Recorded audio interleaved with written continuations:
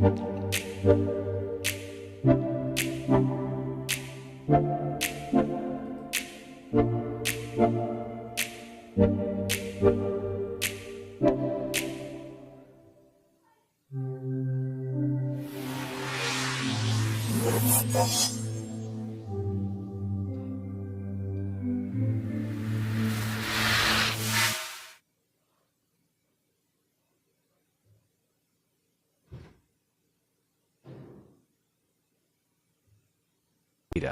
When your flight data matters.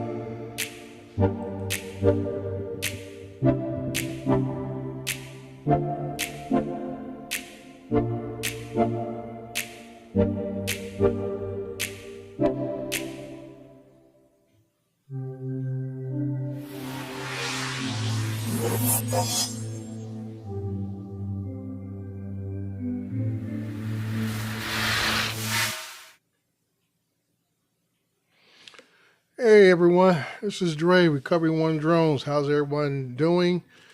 We are close to the end here of the first month of 2025. I just got back into town myself this afternoon from the East Coast. I had to take care of some family business in the great state of Georgia. So I just flew in, had to stop by in Denver where it was sub freezing temperatures. So Vic Moss and the rest of you folks out of the Colorado state, y'all can keep that stuff to yourselves. I think when I was flying out there was snow in Houston, snow in Georgia. And it was cold, so I couldn't wait to get back to California. But I made it in. I wanted to make sure I got this show in. Hate to miss the first show of the day. Hey, Chris, how you doing, partner? We got God Bless America in the house and a few others, as we say, in the cut. But I definitely didn't want to miss this show, putting it on. I had plans to do a couple other things for this show, but like I said, I had to take care of some family matters. that took me to the East Coast, and now that I'm back, so next month we should hopefully get back on schedule. What I have planned, barring any other, inter- excuse me, any interruptions. But as always, we want to make sure we give time for our sponsors. So, my main sponsor is Air Data. So here we go. Data. When your flight data matters.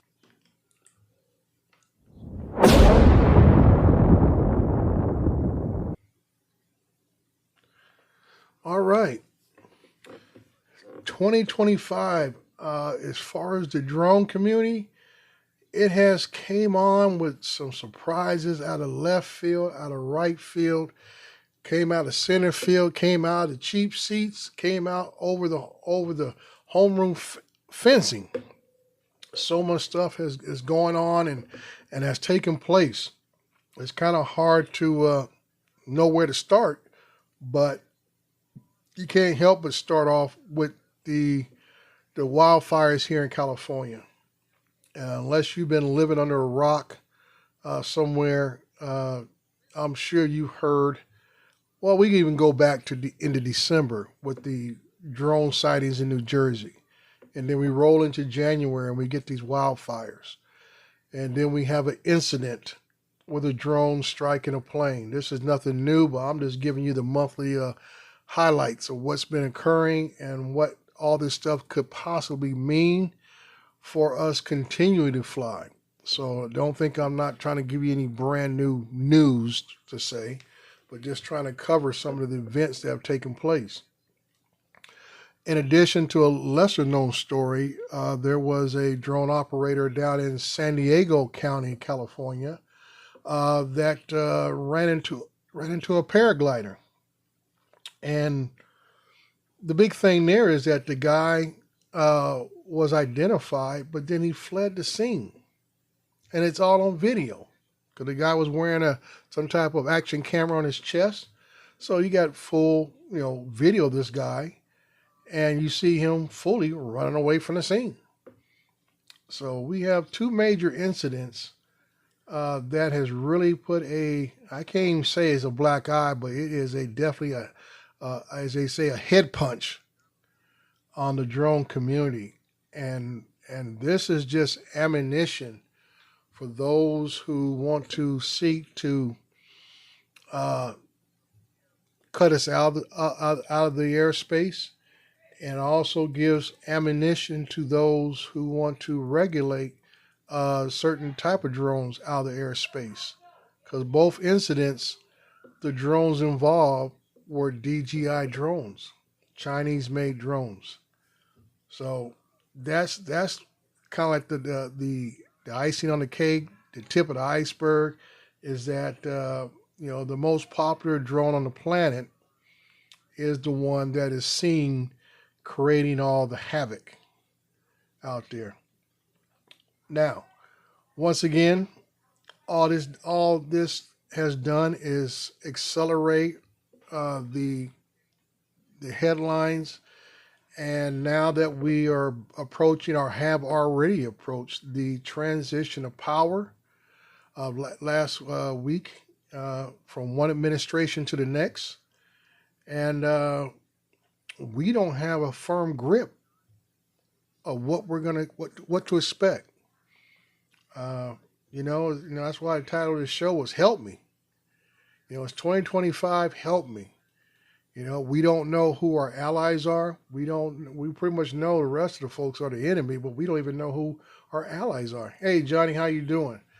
And that's tough, because people like Vic Moss and others who go advocate on our behalf have to almost start from step one again, trying to fill out all these new appointees and new directors and everything else, and all these agencies.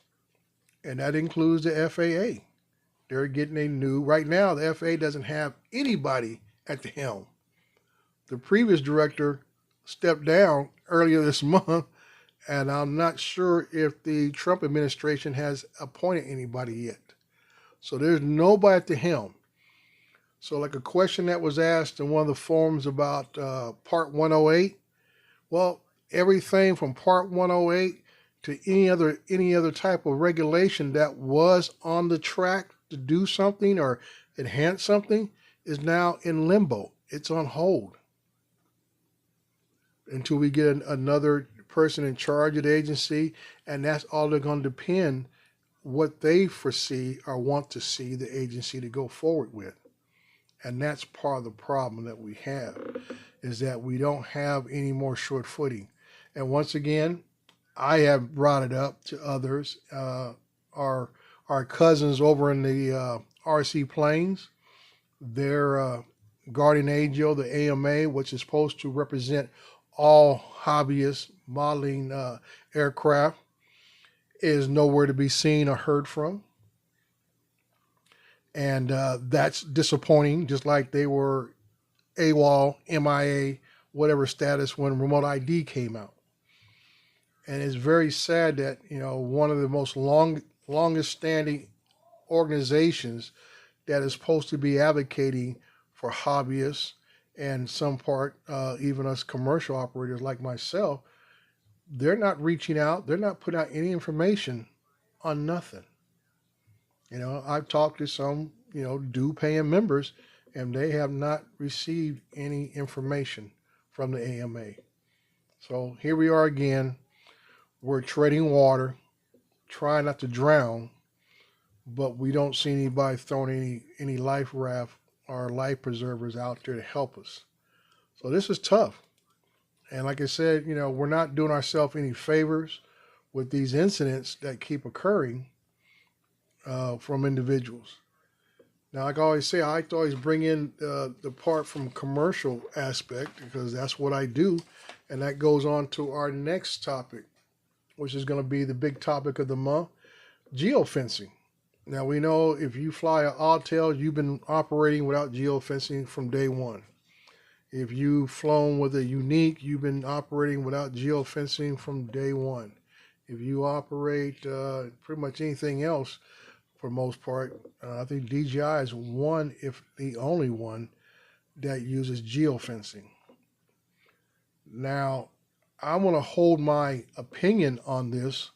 Not that I think it's good or bad, but this, I'm gonna give it to you from this viewpoint as a commercial operator. Geofencing was a part of the process that allowed us to fly in controlled airspace to get the unlocks for the drones. Now everybody's thinking that now that the geofencing has been removed, it's already been tested in the UK and across Europe, but I have not heard much, if any at all, from commercial operators and how they have been affected with this. And when I say that, this is what I'm saying. When we used to use the unlock process with DJI, we knew we had a pretty good, or pretty much a solid process, and we knew that our drones would be able to get authorization. Once you got the authorization from the FAA, you submitted that information to DJI, and then it actually went into the software and unlocked the drone. Now we're kind of like muddy waters. And the reason why I say that is this. So far, I've only flown once since the geofencing has been removed. And it has hampered me so far. And I can't say 100% that it is because of the geofencing being removed. And that's why I want to hold my opinion on it being good or bad, because what I have experienced so far on a job site that I have that's in multiple controlled airspaces. In other words, I got 2 different airports. And what has happened is the one airport, which already had a ceiling of 400 feet, no problem. But the overlapping airport now not only had a lock at 197, but now that airport has made that project that I've been flying for over a year, it has cut the project in half as a restricted zone. not zero grid, straight out restricted. There's a difference. When you have a zero grid, my FAA authorization allows me to continue to fly there. But if it's a restricted zone, that cancels out my authorization from the FAA. And see, your authorization from the FAA is not something you can download into your drone. Your drone doesn't see the changes as far as your authorization from the FAA. So if an airport changes its airspace, which they are allowed to do, and that's why I tell folks, airspace can change day to day, week to week, month to month. And that's why you kind of like got to keep track of what's going on, because I just flew this site in the month of December. And here it was January, 2 days after geofencing had been removed. And now I got half of my project in a restricted zone. Now, is that because geofencing has been removed, or did the airport, for some reason, the smaller airport, just change the airspace? I don't know until I get to talk to the FAA. I'd already submitted for a renewed authorization, because the contractor renewed the contract for another year on a project. So now I'm pressed against the wall, because here I'm supposed to provide a service and I can't, because I got to figure out a way, how do I get around this restriction? Because what people don't understand sometimes, when we submit our authorization requests to fly in controlled airspace, that request goes to the local flight safety officer of that airport. They are the ones who actually authorizes or approves those requests. It's not somebody in Washington, D.C. or something like that. It comes from the local FSO, okay? They actually authorize it. And that's why many times when you call, if you get a chance to email somebody or you actually get a phone call from them, you may talk to somebody from different parts of the country who's ever run the desk for that day. I've talked to folks from Washington State, Iowa, Texas, and D.C. And like I said, they've always told me, well, let me reword this for you and let me bounce it off the local FSO and see what they got to say. So it's not the people directly in DC gives the authorization. It is the local FSO for your area who actually grants that authorization. So now that's what I'm waiting on now. My renewal is supposed to start February 1, which is a week away. So I'm going to do on tomorrow, I'm going to start reaching out to them and says, hey, I experienced this. We have had changes in our, geofencing changes things. And now suddenly I got a restricted area where I used to fly. What's going on and how do I continue to fly? Because what's going to happen is I'm going to lose that contract because I can't provide a service. And I have 2 projects under that same authorization. I will have to go visit the other project the first week of February and see if that also has been restricted or not. It's about a mile apart from the first one that is cut in half. So I got to find out about what the other one is. So I'll be checking all my sources to see if anything's changes on the FAA site or everything's changing on some of the other software that lets us know I know it's not a TFR because we're nowhere near the fires at all. But I need to find out when it did change, why did it change from December to January, and so on and so forth. So that's why I say from a commercial aspect, these things can be more harmful. And I'm saying with geofencing out of the way, like I've always said, it's one less restriction. A lot of people are excited about it. They think it's about time. But like I say, it was there to be an added safeguard for unlawful flights. Hey, how you doing, Drone Shots? Nick Rich, East Coast, how you guys doing?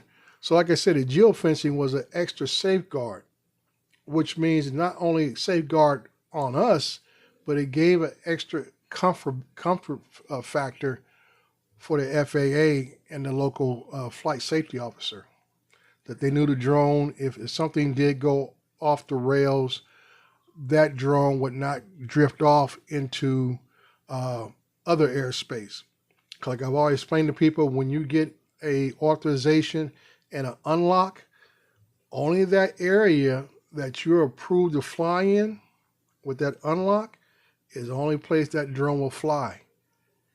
It treats all other areas as no-fly zones.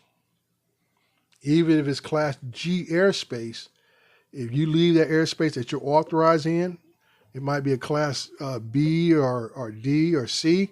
If you go off to another airspace that could even be Class G, the drone views it as a no-fly zone. You can only fly where you've been authorized to fly, period. And that's why I'm saying that extra safety factor that now is gone. And that's why I need to hold back my opinion about this move by DJI. I mean, I kind of get it from a business standpoint of why DJI is doing this, and it could be gamemanship on their part. How you doing, CT? Connecticut Pirate in the house, everybody. So I mean, like I said, a lot of folks are saying, we're free to go do this. But I said, sometimes have a lot more freedom can make you a lot more dangerous. And I hope that's not the case. And I hope this is just an incident that has affected me only and not anybody else. But as a commercial operator, these are the situations that affect us, and it affects our income. So that's why I'm saying that, I think it was in the movie Dune, if anybody's a Dune fan, where the Baron says, when is a gift not a gift? This could be one of those situations where it's not actually a gift. And it may be more harmful against us because now there is no safety buffer of a drone who loses connection. There's no safety buffer for a drone that has a flyaway. Like I say, if you had a flyaway in a controlled airspace, that drone would just stop dead in its tracks. And I've seen plenty of you guys talk about how you accidentally flown into another airspace, controlled airspace, and your drone just sat there, and you couldn't get it back. You had no control of it until it started to go into auto land mode, and you was able to get it back. So that's what I'm saying, that, I would say we need to take careful steps, not be in a hurry, as I've seen certain videos of people already testing the limits of the geofencing being removed with flights that would normally not be able to be carried out to the point, now they're flying over mountains. Now, there's always two things that hasn't changed. You may not have a geofencing, but, visual line of sight. And I say that, I'm not trying to be hard-nosed, saying you got to watch that drone every second. And my thing is this: if you're watching a drone every bit that it flies, you have no spatial awareness. Because that's why I tell people, you always got to be aware of what else is coming into your zone, not just in the air, but also on the ground. And that's why I tell people it's not just a visual thing, it's also what you hear, okay, and even what you smell that you need to pay attention to. The hazards are not always in the air, sometimes they're on the ground. And that's what goes into the point of going back to the guy, whoever was flying the drone at the wildfires. My thing is, I know he had to hear that twin turboprop engine tanker when he was flying, because I can believe he might not be able to see it because of all the smoke and the high winds and everything else, but I'm pretty sure he could hear it. Because that's the number one thing that tips me off when I'm out flying is that I hear aircraft coming into the airspace where I'm working at. And that's even when I'm in class, especially when I'm in Class G airspace. And you get all these different private pilots coming there flying their Cessnas and whatever, because it's open airspace for everybody to do out, and they're doing their little figure eights and box, whatever they do and stuff like that. I got to be aware. And I hear them before I see them. Because when I hear them, that gets my attention. Where are they at? Which direction are they going? And do I need to alter anything that I'm doing? So it's not always, visual line of sight. You also need to pay attention with your ears. And like I said, if it's something that's happened on the ground, like a fire or something like that, you're going to smell it. So you know, hey, I need to get out of here. There's fire going on. But back to what I was talking about is that I've seen the videos. Like I say, they look great. People are, like I say, flying places or other doing flights that we couldn't do before. When we were locked down 400 feet, or if you were doing terrain following type flying, which is a lot of stuff I do, which means you can fly up to 1,600. I think 1,650 is the actual number. What is called 1,600 feet. Now there is no limit. Okay, no actual limit. But like I say, the rules of the FAA, as long as you're within 400 feet of the surface, you're good to go. And that's what people need to understand also, that you need to be within still 400 feet of the surface beneath the drone. It's just not this, I can just fly as high as the drone will allow it to fly. There are still rules and guidelines you have to follow. So that's just kind of my touch on that at this point. I'm still out on that until I do more flights, especially in controlled airspace, which a lot of my work is in controlled airspace. That's why they hire people like me. And I see Al in the house now. How you doing, Al? And people like Al and Johnny and others of us who are Part 107s who go out and make a little money doing this, is that most of the work I get is in controlled airspace. So that's why they look for people like me and like Al and others, that we are authorized to go through the process to fly in controlled airspace. So like I say, it could be touch and go here until I'm sure what's going to be the process, because the authorizations you get from the FAA, you can't download into a controller. I don't care, just like with all these things with these apps, the Aloft apps and whoever else apps you use to get Link or Lance approval. Many of your controllers that have screens on them, you can't sideload that stuff on them, especially the little small controllers that go to the mini drones. You can't put that software on there. So what good is it for you actually to get a Lance authorization that the drone doesn't recognize, because you're not flying with that phone? And I'm one, definitely. I've spent too much money to go back and fly with phones, and some of my drones won't fly with phones. So it's a no-win scenario.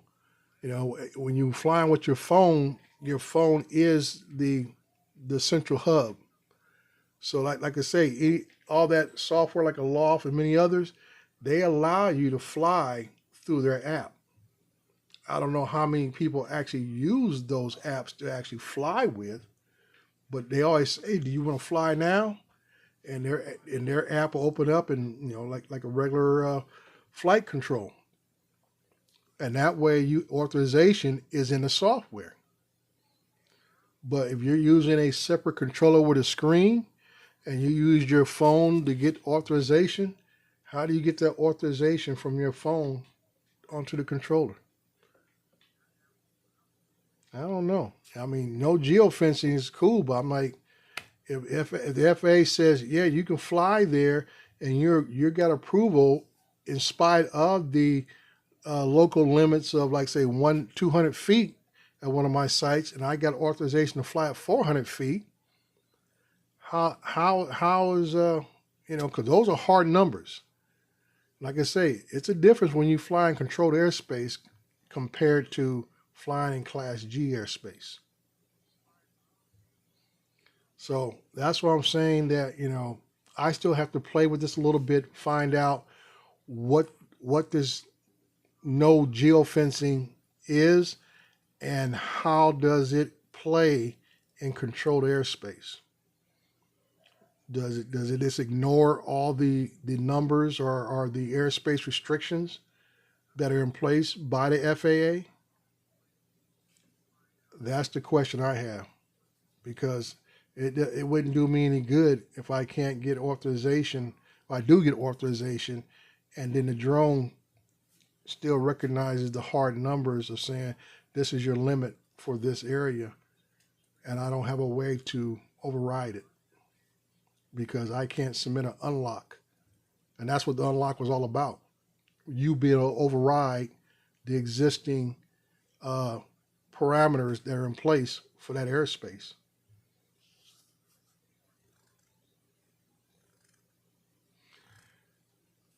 Yeah, Johnny, I can say it's like I say it's the wild wild west out there now.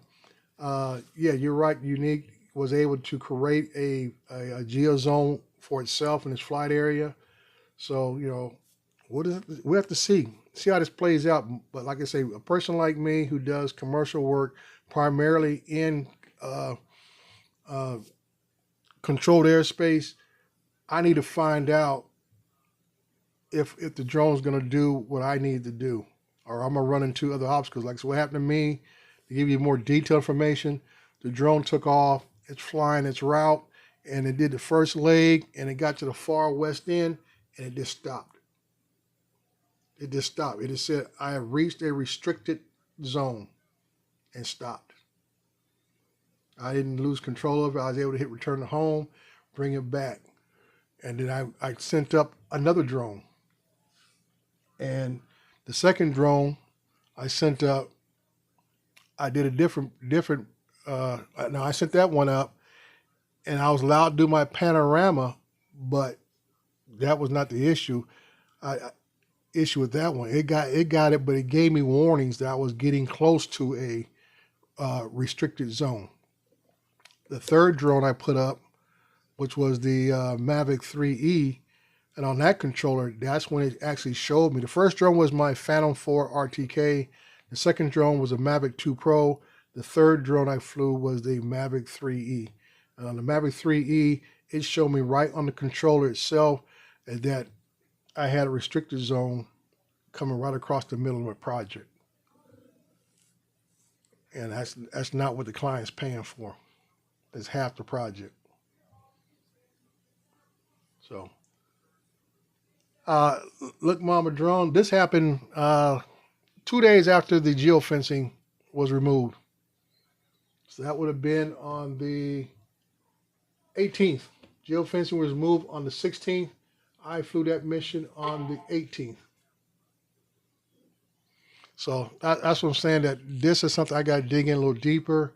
The best place for me to do is probably at work, where I'm under a controlled airspace at my office, and I can use a couple of drones there to see what they can do, what they can't do, and see if the airspace has been changed there. Because I know where I live, at sunset, the entire airspace goes to Class G, and then sunrise, it goes back to Class C.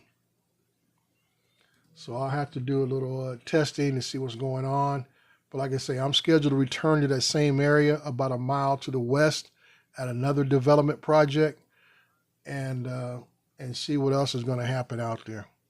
Because like I say, you're not getting a lot of information on the effects of this. You say, so the enterprise controller will tell you. My enterprise controller told me the zone it showed in red, restricted zone. Slice my project right in half. And like I say, I had a special authorization because this project that I was at is about a quarter mile off the end of the bow tie, which is the runway path of the smaller airport. Never had any issues with aircraft, stuff like that. But for anybody else other than someone, you would need to get an authorization from the FAA. Lance would not give you authorization. It will lock you down at below, I think it's 197 feet. That's where it locks you down if you were trying to just use Lance. And that's why I had to get a authorization straight from the FAA through the DJI zone to get authorization to fly at 400 feet in this area. So that's what my concern is that I have multiple airspaces there from overlapping airports, and I need to know which one is going to be president, which one's going to be the major zone I got to be concerned with. So, I say my opinion on that, time would tell. Hopefully at these next couple of flights, because I only got one other flight in that area. Rest of my flights are going to be, actually that's class G. Yeah, everything else is class G. I only get those 2 projects, and they're over. Both of those are overlapping airspace projects. So it was quite the issue when I got the authorization for those projects originally over a year ago, because I had to explain to the FAA the reason why I needed it is because they told me, oh, it was Lance approved 400 feet, and I said, no, it's not. I had explained to them the overlapping airspace there. So like I say, I'm going to have to go out and do some more testing. That's all we can do is go out there and see what happens. Look, Mom, a drone and test it. And then I will, like I said, I'm going to be on the phone with the FAA tomorrow if I can get hold of somebody and then see what happens. That's all you can do is go out there and test and see what happens. That's the sad part, that right now there's no hard, fast rules. I mean, there's been times I've gone to places, need to get authorization. You get Lance. If I brought my laptop with me right there, I mean, do it on my phone. I can get it unlocked. No problem at all, around the spot. No big deal. Now, I don't have that process. And I don't know what's going to be the hard numbers. Because people think, there's no geo zone that drones is going to fly wherever you want it to go. Restricted airspace, whatever. And I don't think that's going to be the case. I think, like I said, we might be able to fly higher, where the case may be. But I don't think you're going to be able to fly in restricted airspace by accident or intention. I think that drone is still going to hit a wall and tell you that it can't fly there. But like I say, I'll do some testing, and hopefully by next month's show, I'll be able to bring back some more information and see what I discovered, see what I've been told by those who are supposed to be in charge, and go from there. Because we need some clear-cut guidance. I know for commercial operators like myself, we need clear-cut guidance on what we're going to be able to do or what steps we need to take to make sure we can complete these jobs we've been hired to do. Because it's very frustrating to drive out the locations, and like Al's flying the locations, and the expectation is to complete the job. Not just make excuses, but the expectation is to complete the job. That's what they're paying you for. So this is why, your value as an operator, being able to jump through these hoops, jump over these hurdles, are important. And like I say, my attitude is, once I find out, I'll let you know. So if you want to go out there and make a little money and you find yourself in different airspaces, you would know exactly, to the best of my knowledge, what you need to do. And that's how we become a better community, is by teaching one another, informing one another of the processes that we need to use. What controller will work might be the question. Well, that's true. I was using the RC Pro with my Mavic 3E. So, I mean, like I said, the first drone is the basic controller with its own screen for the Phantom 4 RTK. So I say the RTK ran into the restricted space and stopped, but it didn't show me the restricted area. It just stopped.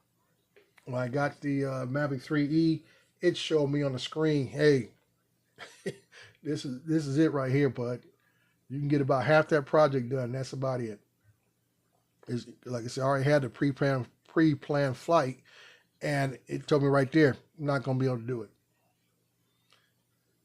So, and like I said, when I used the Mavic 2 Pro, uh, I couldn't get above the 197 hard deck, which before with the unlock and everything else, I was able to go 400 feet.